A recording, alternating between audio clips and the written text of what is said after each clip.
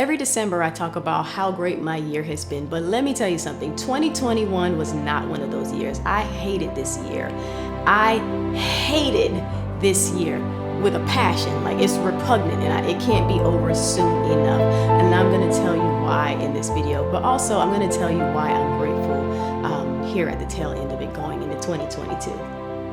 The year actually started off great, right? It was like vision boards and champagne, and the next week was my 14-year wedding anniversary, and I was really looking forward to it because it was the first time that my wife had actually managed to surprise me with anything in almost 2 decades of being together. But while people saw these videos and these photos and these, all this great stuff going on, what was not posted online was that morning I was being inserted into an MRI machine, and it was really the beginning of a crazy year. The week before, I had gone to the doctor because I felt this, this weird hardness in my stomach, and I know my body very well, and I knew something was off. So I said, well, let me go to the doctor because something isn't right. And based on that exam, he says, well, you know what, I'm going to go ahead and send you for an ultrasound so we can get into this, so we can get some images to see what's going on inside of you. It was during the initial ultrasound that I kind of got this gut feeling, no pun intended, that things weren't going to go well, because the technician, who was really friendly and bubbly in the beginning and really chatty, actually kind of got more and more quiet as she was scanning my belly. So I was like, okay, well, this doesn't sound good. Doesn't sound like anything, but that doesn't sound good. So that was my first clue that things were going to start going downhill. So after we get the results back from the ultrasound, they're like, okay, well, now we want to escalate this. We want you to get an MRI so we can get even better images to see what's happening inside your stomach. So I'm like, okay, what's going on? Because I don't have any pain. I don't have any symptoms that I know of. In hindsight, I did have symptoms, but at the time I didn't have anything that was obvious. So I'm like, well, what's going on? So what was happening was I had a very abnormal looking mass in my stomach, in my pelvic region, and it just looked odd, what I was told, and they needed to know more about it because it just didn't look right. It looked concerning. So that's where I was. So we go get the MRI, and then we get the images back from that. I'm nervous, but I'm rolling with it. So I said, all right, let's just go. Let's just get it done. And I asked them, like, listen, if I'm not gonna die tonight, can you guys please keep those test results to yourself until the weekend is over? Just because I have a feeling it's not gonna be good news. So can you just let me enjoy my weekend? And if I'm not gonna die tonight, let me have this and we can tackle whatever's wrong with me on Monday. So we have a great weekend. We have a fantastic time. It's phenomenal, and it's a beautiful moment. And at the same time, I'm kind of dreading Monday because I have a fear that something's really wrong with me, and my fear is correct. There was something wrong with me. Now, I'm not really big on sharing my personal life, especially when it comes to health-related issues, but I'm gonna do it in this case, just in case it can help some other women, because while what I had was common, it was also not so common at the same time.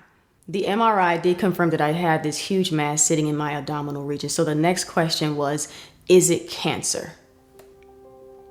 And let me tell you something, you don't really realize how many cancer commercials are on TV until it's time to wait for your results, until you're waiting to find out if you yourself have cancer. I also had a handful of small fibroids, but the main concern was this big coconut. It really was the size of a coconut mass sitting inside of me that, unbeknownst to me, I'd probably had, and it was growing for the last 10 years, but I didn't know because I didn't have any pain. So I had no symptoms. The big questions were, where's it coming from, and is it benign or cancerous? There was a debate on whether I should have a biopsy at all, because the thing with biopsies are, especially a needle one, is that if you have a tumor like I had and it's in one region, if it is cancerous, sticking a needle in there could risk spreading the cancer to the rest of your body. So there was even a bit of a debate about whether I should have that or not. But the doctors, when I got to the hospital, I found that out once I got there. I'm like, why are we even going through this at all? Why don't you just take it out? But a panel of doctors agreed, and there was consensus that they really didn't think it was at the time, but they did want to know where it was stemming from, where was it coming from. So we proceeded to have the biopsy. The good news was that it was benign, it was non-cancerous, and I was a candidate for non-invasive surgery. I was actually looking into whether I needed to have surgery at all, but I was not able to do that. The best they could do is say non-invasive. I could not do embolization, which some women do. But the bad news is my first surgery did not go as we had hoped, and I had to go back 3 weeks later for a traditional open abdominal surgery. Now, during this time frame, everything just started to become more and more of a hot mess. My house got hit by a tornado that totaled my foster daughter's car. I developed a speech impediment after my first surgery and then had to rush back to the ER to have another MRI, this time of my brain, to make sure I didn't have a stroke in the first surgery. Now, mind you, while all of this was happening, I was actually still working. I was filming my virtual presentation skills masterclass because in my mind, I was like, okay, I'm obviously going to be down for probably 2-3 months after this. So let me finish doing this class and this can kind of work while I recover. But I severely underestimated how much I could do while running back and forth to the cancer center for my appointments and talking to my physician. So while I was able to finish recording the class, I did not have the energy mentally or physically to do all the promotional material that was supposed to go with it. We've all got our limitations. And in hindsight, I'm actually surprised that I was able to do all of that while being scared to death, trying to find out if I had cancer or not and going to all of these appointments. So anyway, after the first surgery, I had a 3-week period before they got me in for the second one. But what happened was my incision opened up in one of the sites right above my belly button, the port site as they called it. That's where they put a camera inside of me to look around. And it was that camera that revealed the tumor was not where they thought it was. And that's why I had to have surgery a different way, because once they got the camera inside of me, they realized that that tumor had moved. It was not in my reproductive area where they thought it was. It had moved and attached itself to my colon and was sitting on my bladder. I had what is called a parasitic fibroid. It's not very common. In fact, I asked my GYN surgeon how often she's seen it, and she said she had not seen it in the 7 years she was practicing. And they're not common, apparently, among women who have never had any kind of issues before with fibroids. So, of course, I get the fibroid with an attitude. I get the one that wants to hitch a ride and hopscotch around my organs. So at this point, I'm like, get it out, right? Because I don't want it attached to, who knows what's going to be on my kidney next. So I'm like, we got to get this thing out. So we proceed to have my second surgery, and this time they tag team it. I have my original oncologist who I've been working with all year long. He agreed to do it. He's like, because at first he's like, I'm a cancer doctor, you don't need me, but I really wanted him. I had good rapport and I just felt safe with him, Dr. Delman. I love that guy. He took really good care of me. They tag teamed the surgery and operated on me at the same time. A week later, one of the incisions from the first surgery opened up. Apparently, my body did not like the stitches. The thing unraveled and it opened up. So I panicked. It was like having an extra belly button that I did not want. It's gross. I had the hole in my stomach and I'm kind of squeamish. So that made me panic even more. But then I was also confused because I'm like, how do I have a hole in my stomach and I'm not bleeding? I don't know. I've been very fortunate to not have many accidents or need help medically in the past, but that's when I learned what a superficial wound was. But that required me to go back to the ER again to make sure it wasn't infected. So back in the ER we go. First to make sure I didn't have a stroke. Now we're going back to make sure I don't have an infection from this first surgery. And while I'm there, they're taking blood so much, the veins in my left arm collapse. And now my left arm is bluish, purplish. Weird. I got a hole in my stomach and this sucks. And on top of all of that, once they kind of patched me up a little bit, they didn't close the incision. They said it would close on its own.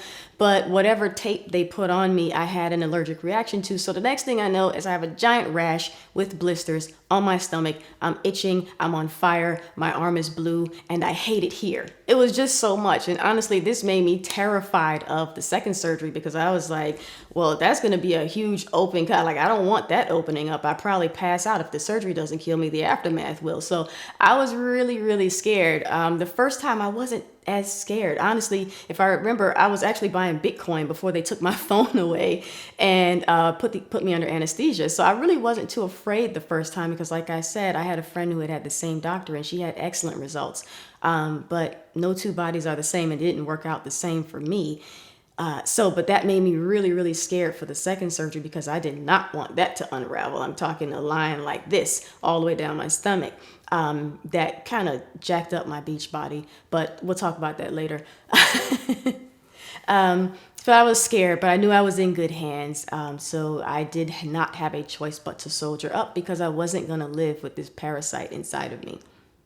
You know what? I'm gonna back up a little bit. I'm gonna address that because it's shallow, but I know I can't be the only one who has felt like this, because I was concerned about my health, obviously, but I was also concerned about how I would look, because anybody who really knows me knows that I worked really, really hard for the body I had. I mean, on my 40th birthday, I looked like this. I had the body of a goddess. I worked hard for it, so I can say that. But less than a year later, I looked like this. And I couldn't even get up without help. I couldn't even go to the bathroom without getting help. Thankfully, as I said, I had an amazing team. I had an amazing care team all around. So I just had to go through it. So things were getting better. But remember, I said a tornado also hit my house while all of this was going down. And the contractors were taking forever to fix things because, well, lots of people had issues and there was all kinds of things going on. But what happened to make this situation even worse was they had not fully finished fixing the roof, and it rained for several days straight. And I'm in the bed alone. My in-laws had come to help my wife take care of me for a little while because it was just really a lot to take care of one person. And the dogs got sick at the same time. It was just this year sucked. But once they had left and I kind of was feeling better, a little stronger, I told my wife, go get a drive. Go for a drive. I can handle myself for 30 minutes. I can take care of myself, go get some fresh air. And while she's gone, I hear tink, tink, tink. And I hear the sound of rain hitting the floor in the bedroom. And then there's more and more water coming in. I'm in the bed, I can barely move, and it's gonna rain on my head. It's literally about to rain on my head. So this year was trash. I'm ready for it to end. But at the same time, I would be remiss if I did not say, I have a lot of gratitude because I have fantastic family and friends who really looked out for me. One of my friends was the chief of surgery at a different hospital system, helped me navigate things, helped me understand things in the beginning. Dr. Sanders, my PCP, is fantastic. I have just so many friends who just chipped in to make me feel better because none of this was on social media. As I said, I'm kind of private except for work stuff. But everybody chipped in. My wife told people my love language was food, so I had a steady stream of food coming in. I had another friend who rented a boat and took me out the day before my surgery, and we just, all three of us, we hung out on the boat and we meditated. We did all this great stuff because he knew I was really sad about missing the summer and just everything that was going on. And that's proof that male and females can have true platonic friendships. So don't let anybody tell you otherwise. I digress. I have amazing friends. I have fantastic family members. I had an excellent care team. So that's why, despite all the things that went bad this year, I have a lot of gratitude and I'm very thankful for everybody. So I'm ready for it to end though. I'm through with it. I'm probably on my 3rd month of now feeling like myself back in the gym. I regained the 20 pounds I lost. Now, y'all know I didn't have 20 pounds to lose in the first place, but here I am feeling stronger, back on my feet and looking forward to 2022. I'm going to put it out there right now. Don't even start with me, 2022. Let's make it a fantastic year. Thank you so much for watching.